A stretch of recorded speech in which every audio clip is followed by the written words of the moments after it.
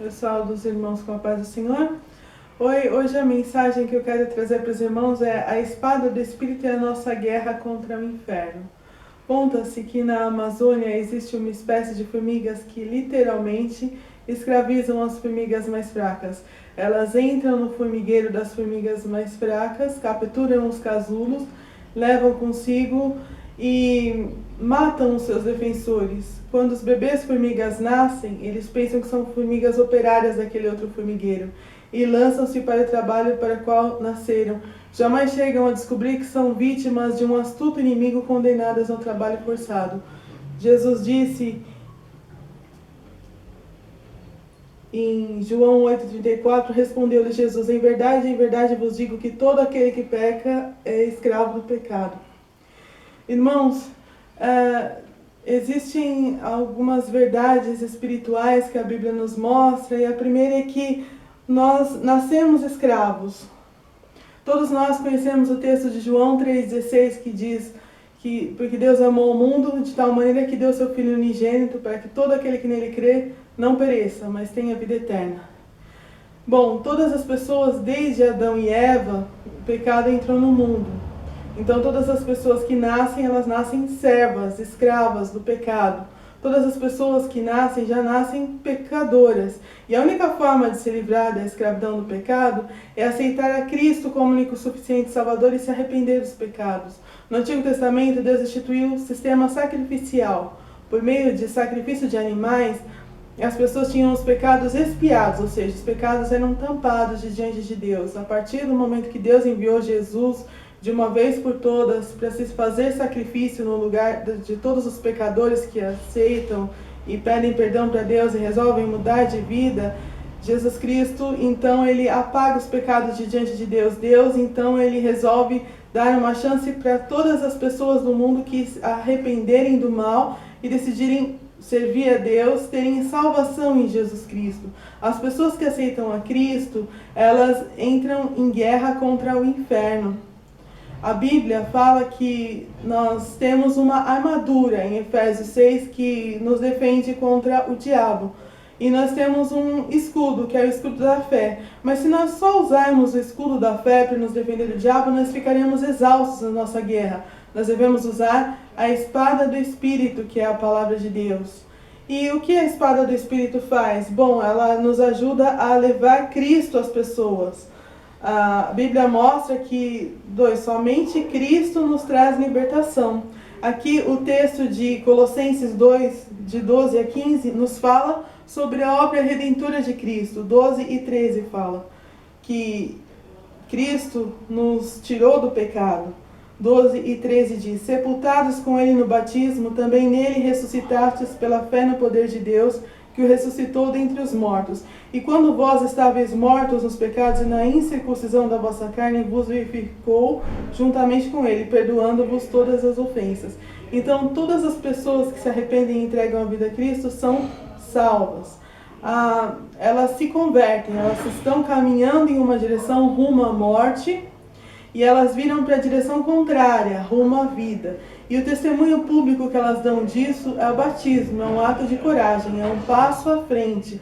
Quando uma pessoa é batizada, geralmente com batismo por imersão, na imersão ela está mostrando que ela morreu para o pecado e que ela tem uma nova vida em Cristo quando ela sai das águas. Ela mostra que ela tem uma nova vida em Cristo. E não somente isso, Cristo também nos arrancou do inferno. Versículos 14 e 15 diz: havendo riscado a cédula que era contra nós nas suas ordenanças, a qual de alguma maneira nos era contrária, atirou do meio de nós, cravando-a na cruz. E despojando os principados e potestades, os expôs publicamente e deles triunfou em si mesmo. Então, a guerra desse mundo começou antes do Éden, né? Antes do Éden existiam criaturas criadas por Deus, os anjos, que vem do grego angelos, que significa mensageiro, que vem da palavra malach, que significa mensageiro em hebraico. Porque pessoas escolhidas por Deus como Abraão, elas recebiam mensagens dos anjos, por isso falam que é mensageiros. Entre esses anjos existia uma classe chamada serafins e uma classe chamada querubins. Ezequiel teve uma visão dos querubins, que eram criaturas que tinham 6 pares de asas, com 2 cobriam o rosto, com 2 cobriam o corpo e com 2 voavam. Querube, elas cobriam o rosto, o corpo e voavam. Bom, essas criaturas adoravam a Deus diante do trono de Deus, mas Ezequiel nos mostra que existia um deles, o querubim ungido, que adorava a Deus, que resolveu ser adorado no lugar de Deus. A terça parte dos anjos o adorou e por isso eles foram expulsos do primeiro céu onde Deus habita. Acontece que eles, rebeldes contra Deus, eles vieram atormentar os homens, e no Éden nós vemos Lúcifer como a serpente que engana Adão e Eva para que eles comam do fruto do conhecimento do bem e do mal. Quando eles fizeram isso, os reinos deste mundo eram deles. Eles deram o poder ao diabo. Tanto que nós vemos na tentação de Jesus, quando Jesus é tentado, o diabo diz: tudo isso te darei se prostrado me adorares, porque os reinos deste mundo estavam nas mãos do diabo. Mas Jesus, na cruz, na obra redentora, ele tirou o poder desse mundo da mão do diabo. Os demônios, eles atormentam os homens, eles fazem os homens brigarem, as famílias, provocam desunião entre as famílias, provocam doenças, provocam até a possessão, né? Que nós vemos até que Jesus expulsou o demônio do endemoniado gadareno, ele estava completamente possesso. Os demônios causam males à humanidade. Nós vemos isso no livro de Jó. Jó, quando o diabo os filhos de Deus foram se encontrar com um Deus, né? Que os filhos de Deus, Benerra Elohim, eram os anjos. O diabo estava passeando pela terra e ele também vai diante de Deus acusar Jó, porque Jó era servo de Deus, e ele disse que Jó era servo de Deus porque tinha tudo que tinha, era rico. Se Deus tirasse tudo que ele tinha, ele ia deixar de adorar a Deus.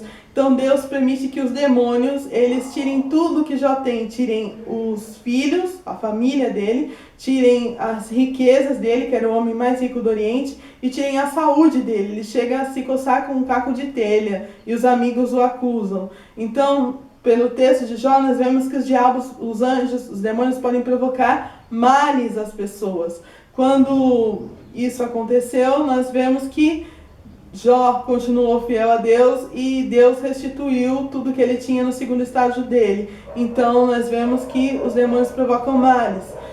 Além disso, Jesus, nós vemos nos evangelhos que Jesus, ele expulsou demônios em várias ocasiões, e na grande comissão, quando ele subiu aos céus, os discípulos estavam com ele, ele disse: e esses sinais seguirão os que crerem, expulsarão demônios. Então, expulsar demônios faz parte da vida da igreja. É uma ordenança dada é uma ordem, não uma ordenança, uma ordem dada por Jesus Cristo. Mas acontece que as pessoas somente vão se livrar do poder do diabo e dos demônios se elas se converterem, se elas aceitarem a Cristo, se elas resolverem praticar o que está escrito, se elas obedecerem à palavra de Deus, se elas crerem na palavra de Deus. Então, é nossa função usar a espada do Espírito, que é a palavra de Deus. Como? Apresentando a Bíblia às pessoas. Hebreus 4:12 diz: porque a palavra de Deus é viva e eficaz, é mais penetrante do que espada alguma de 2 gumes, e penetra até a divisão da alma e do espírito, das juntas e medulas, e é apta para discernir os pensamentos e intenções do coração. Então, quando nós lançamos a palavra de Deus, anunciamos a palavra de Deus às pessoas, pode ser que ela não produza frutos imediatamente, mas as pessoas pensam a respeito, as pessoas podem mudar os caminhos delas, elas podem se converter, elas podem ter uma nova vida ao lado de Cristo. Então, nossa função é apresentar a palavra de Deus. Essa daqui é a nossa espada. A Bíblia, ela está dividida entre Novo e Antigo Testamento. Tanto o Novo quanto o Antigo Testamento apontam para Cristo. Ele é o centro das Escrituras. Então, nós devemos anunciar às pessoas. Bom, nós devemos anunciar às pessoas. Certa vez existiam 2 bêbados na rua. Um deles era crente e o outro não. O crente que era falou para o outro: você sabe que nós vamos para o inferno? E o outro falou: é verdade e ele explicou o plano da salvação. No domingo seguinte, esse bêbado foi à igreja, ouviu um apelo, aceitou a Cristo e o primeiro ele continuou bebendo. Então, o que nós aprendemos com isso? Primeiro, nós devemos praticar e nós devemos crer na palavra de Deus. Amém?